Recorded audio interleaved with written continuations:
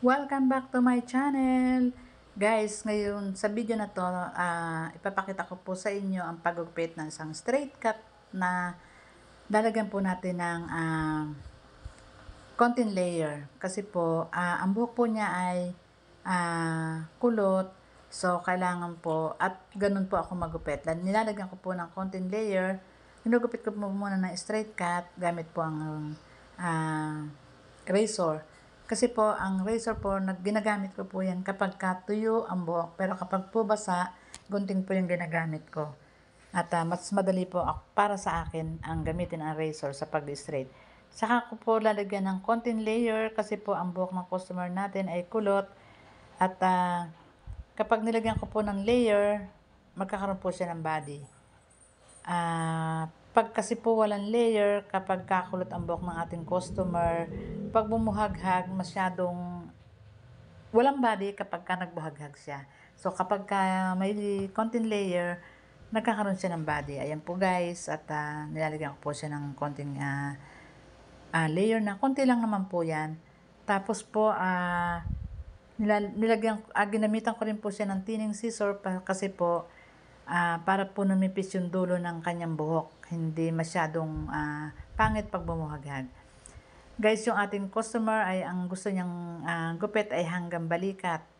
So, pagka nagugupit po ako ng kulot, naglalagay po ako ng allowance ng 1 to 2 inches dun sa haba na gusto niya. Kasi po, kapag po nagupit na po yung kulot na buhok, tumataas po ang buhok, kaya po mas umiiksi.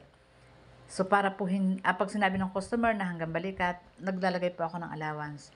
Ayan po, nagba-blower na po ako. At pa-volume po yung gagawin kong blower sa kanya.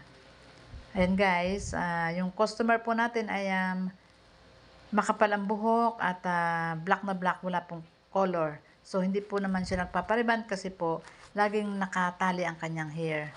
At ang ating customer, kung napansin nyo kanina, ay napakahaba ng buhok. So, bago po ako magupit ng mahabang buhok na iiksian ng ganyan, talagang sinasabihan ko sila na mag-isip ng ilang beses bago ko po gupitan kasi po sayang din naman yung hair nila. Pwede naman pong gupitan, kaya lang po nanghihinayang ako.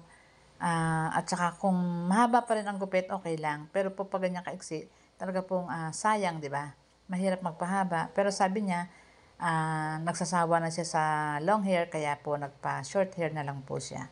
So, ayan po, ginawa ko naman po yung kanyang gusto. At, ayan, tamo guys, oh, may body yung kanyang hair kasi po naglagay po tayo ng konting layer. Ang layer po niya ay straight din lang po. Hindi ko iniksian sa harap para po, hindi naman po mag-iksi masyado yung kanyang harapan ng hair. Straight, layered po ang tawag sa ganyan. Ayan guys, so malapit na. At itong customer natin, salamat sa pagtitiwala sa akin dahil yung haba ng kanyang buhok na yon na alam ko namang matagal niyang pinahaba, ay pinagkatiwala niya sa akin na gupitan. Simpleng haircut pero po mahirap gawain. Akala lang natin madaling gawain pero po pagka ginagawa na natin, mahirap po. Ayan o, natapos ko na po siya i-blower. At syempre po pagkatapos ng paggugupit at na-blower, tinitingnan ko po kung merong hindi pantay-pantay kasi po pagka nagupitan na po at na-blower yan, makikita natin hindi pantay-pantay yung buhok ng customer. So, inaayos ko na po yung kanyang kanyang gupit. At diyan po ako gumagamit ng thinning scissor para po numipis yung dulo po ng kanyang buhok. Pero kapag po mag-reband ako, hindi ko po ginagamitan ng thinning scissor. So, yun naman pong buhok ng ating customer ay hindi magpapariband. So, ginamitan ko po siya ng thinning scissor. Ayan guys, kung nagustuhan nyo guys itong ating video, paki-like, subscribe, and share po. Salamat po sa panonood. Ayan, malapit na po. 'Di ba? May kahit naka-volume yung kanyang gupit yung kanyang blower. So, hindi siya ganun kabuhaghag. Inaayos ko lang po at ginagamitan ng thinning scissor para po pag naligo siya at nag-shampoo na po, hindi man siya makapag-blow dry, kahit po bumuhaghag, may body yung kanyang hair. Salamat guys sa panonood.